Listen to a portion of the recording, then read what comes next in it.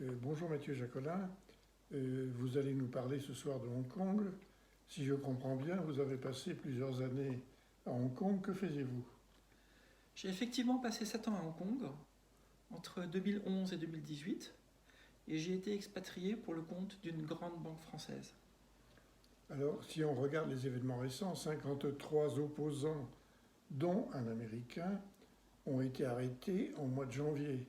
Est-ce que la situation a empiré depuis?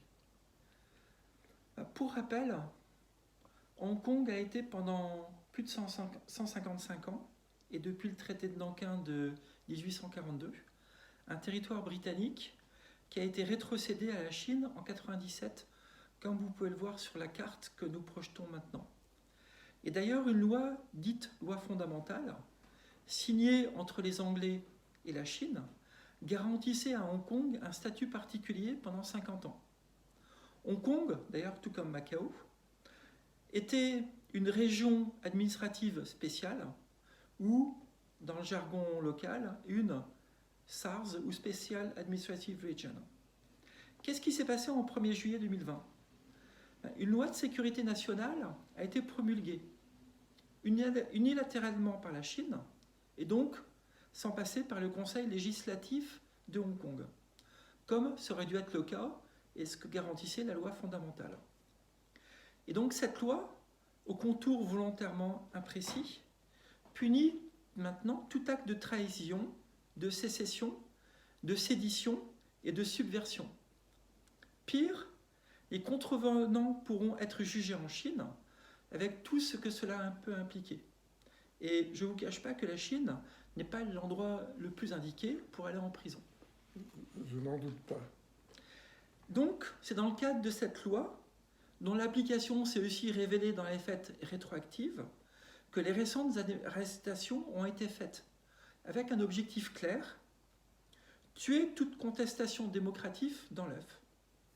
Et dans le cas présent, donc que vous citez, l'objectif était de sanctionner les personnes ayant organisé une primaire, donc c'était en juillet 2020, dont le but était de sélectionner les candidats démocratiques de l'opposition, donc pour une élection.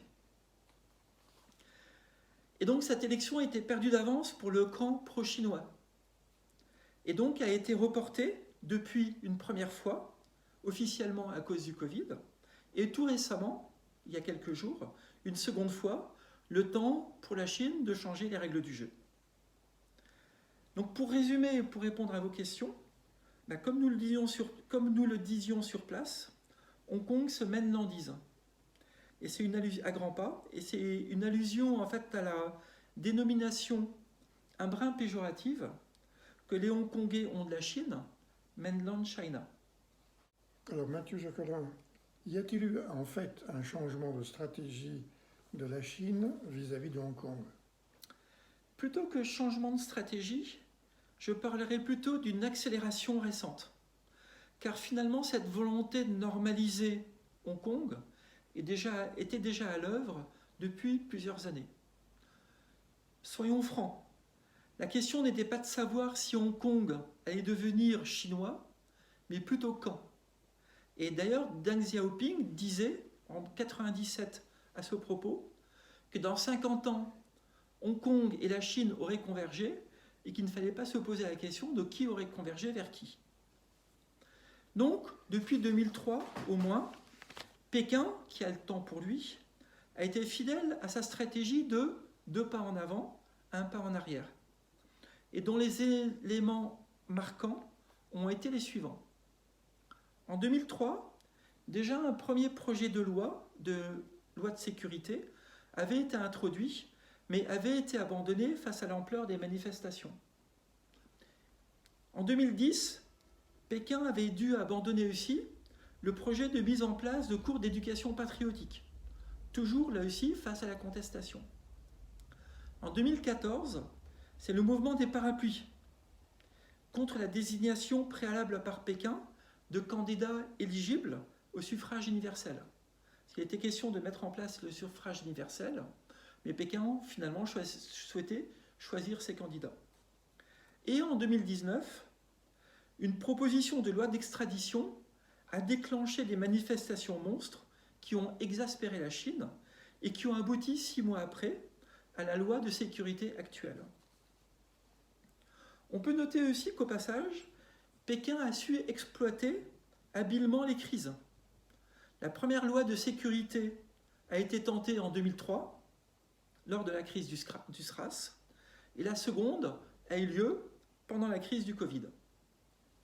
Donc, pour répondre à votre question, changement, non. Mais accélération plutôt, et les accélérateurs ayant été l'apparition de mouvements et de partis démocratiques et indépendantistes en 2014 et 2016, comme le Hong Kong National Party, et surtout la dictature de Deng Xiaoping, qui est le président de la Chine, depuis 2013. Jacques Collin, quelles sont les raisons qui finalement ont poussé les Anglais à s'installer à Hong Kong? Alors remettons-nous peut-être dans le contexte du début du 19e siècle. Donc l'Angleterre est la première nation commerçante au monde et règne sur les mers et sur un empire où le soleil ne se couche pas. Toujours à l'affût de nouveaux débouchés, une délégation de plus de 700 hommes et de 5 voiliers est envoyée en 1792 en Chine pour y développer le commerce entre les deux nations. Donc cette ambassade va se confronter à la bureaucratie céleste, sera quasi otage lors de ses déplacements en Chine et verra ses courriers interceptés, ouverts, lus, comme quoi le contrôle des populations et la censure Internet, finalement, sont des traditions séculaires en Chine. Donc cette délégation ira jusqu'à Pékin pour rencontrer l'empereur. Mais l'initiative se soldera par un échec commercial et politique. La Chine, déjà à l'époque, se considérait comme la seule civilisation sous le ciel, d'où d'ailleurs le nom d'Empire du Milieu, et de Fils du ciel pour l'empereur de Chine. Et tous les étrangers étaient considérés comme des barbares, d'ailleurs plus ou moins civilisés, dont on n'attendait rien, si ce n'est qu'une soumission et le paiement de tribut. Et d'ailleurs, cette aventure est très très bien racontée dans le livre L'Empire immobile d'Alain Perfit. Donc, à cette époque, la seule porte d'entrée commerciale autorisée avec la Chine, et encore ce n'était valable que pendant certains mois de l'année, était Canton, situé dans les détroits de la rivière des Perles, comme vous pouvez le voir sur la carte, où les Portugais, avec Macao, étaient déjà installés depuis le XVIe siècle. Et donc, les Anglais, pour y avoir eux aussi une position stratégique et vendre le seul bien dont la Chine était friande, l'opium, vont recourir à la force. Donc, qu'est-ce que ce fut en fait les guerres dites de l'opium qui aboutirent à l'annexion de l'île de Hong Kong dans un premier temps. Donc, c'était le traité de Nankin dont nous avons parlé en fait précédemment.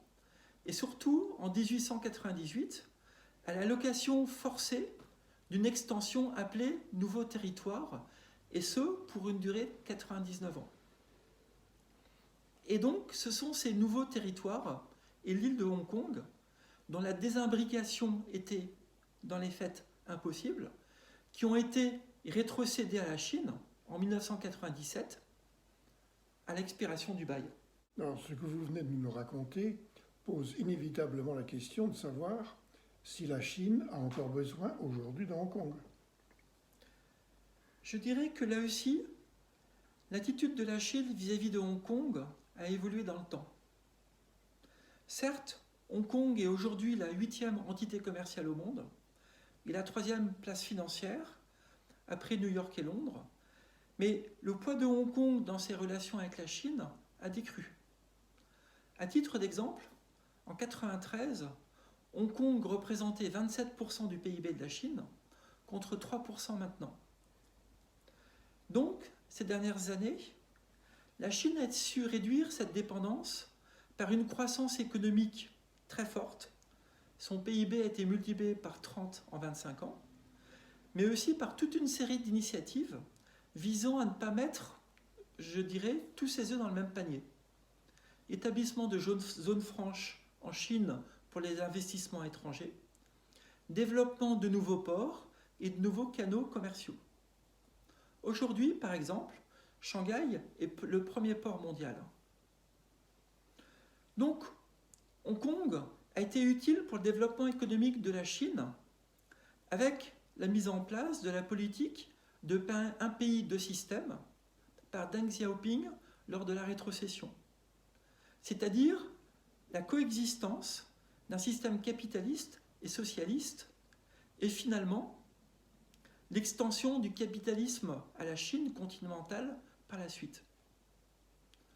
Le contrat du Parti communiste chinois avec sa population finalement était assez clair. Enrichissez-vous, mais surtout ne vous mêlez pas de politique.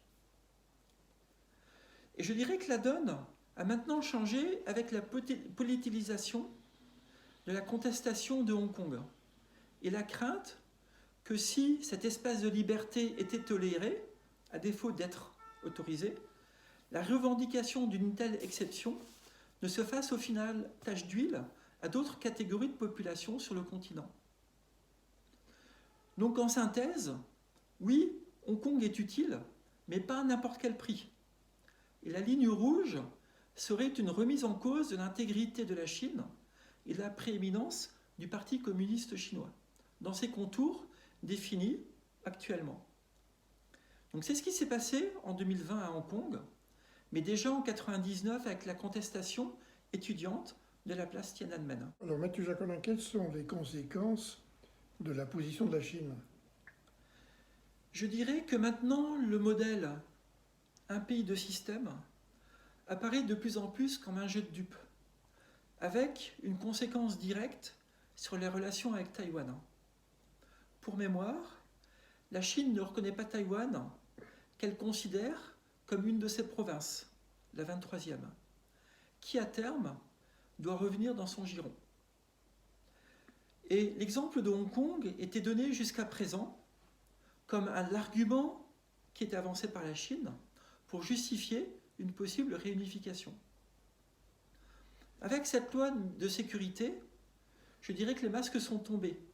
Et les élections de 2016 et de 2020 à Taïwan ont vu la défaite des partis pro-chinois, comme le Kuomintang de Chiang Kai-shek, au profit de partis qui s'en prenaient ouvertement l'indépendance, position qui serait un casus belli vis-à-vis de la Chine, se satisfont du statu quo actuel.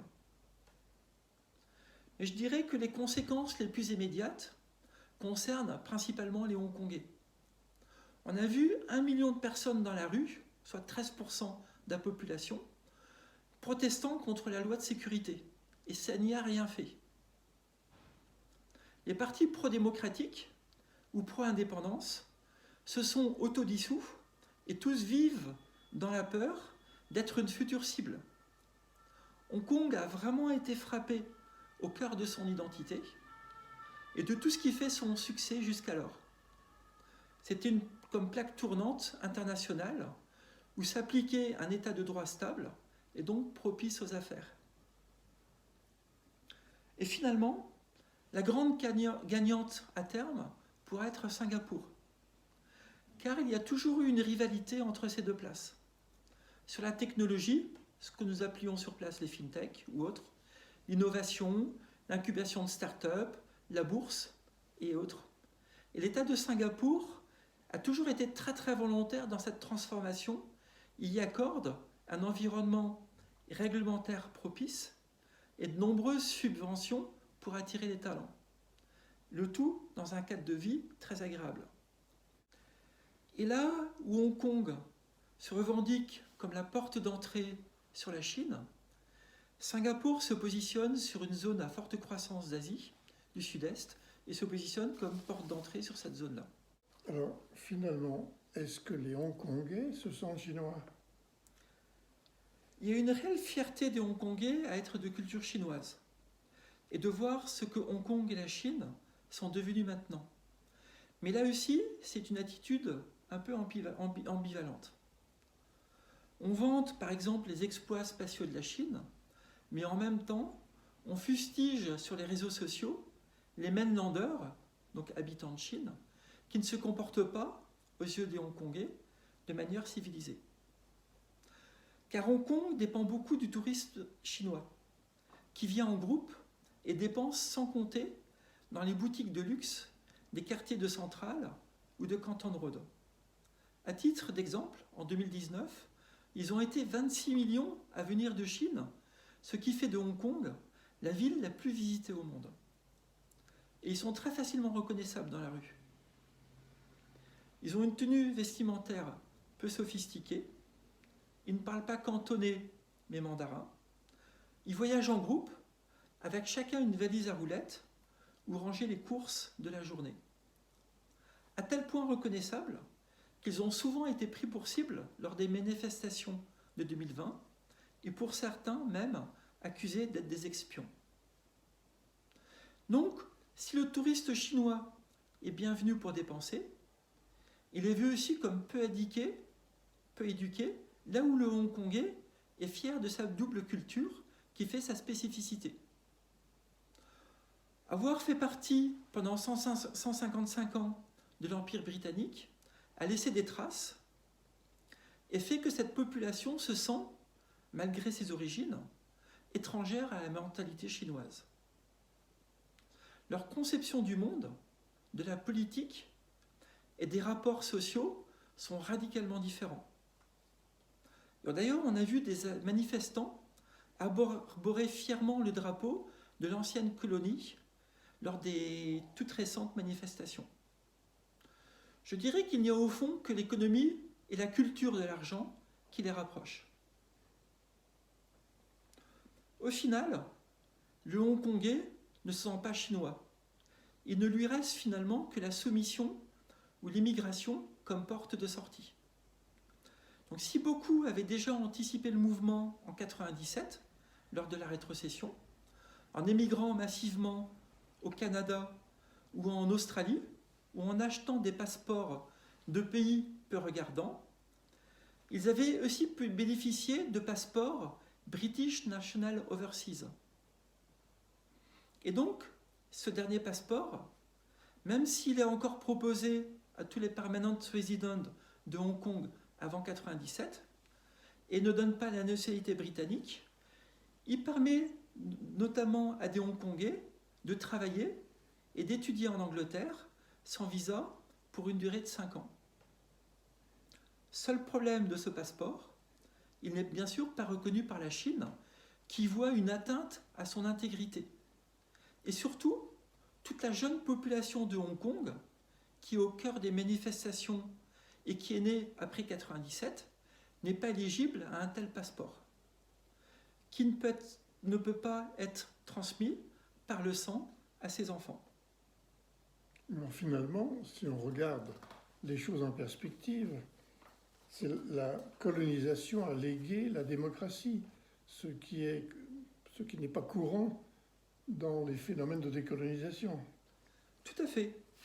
Ça a légué une démocratie, mais aussi, je dirais, une stabilité sociale et un droit des affaires. Le tout a fait la prospérité de Hong Kong jusqu'à nos jours. Alors finalement, qui est concerné par la loi fondamentale de Hong Kong? Est-ce une affaire sino-chinoise, une affaire britanno-chinoise? Autrement dit, les Anglais ont-ils encore un mot à dire dans cette affaire? Et plus largement, qui est aujourd'hui en mesure de faire pression sur la Chine pour faire respecter la démocratie à Hong Kong? Je dirais que les Anglais ont une responsabilité morale vis-à-vis de Hong Kong et de ses habitants. Mais la Chine considère aujourd'hui cela comme une affaire purement intérieure sur laquelle, tout comme pour Taïwan, elle refuse toute intervention étrangère.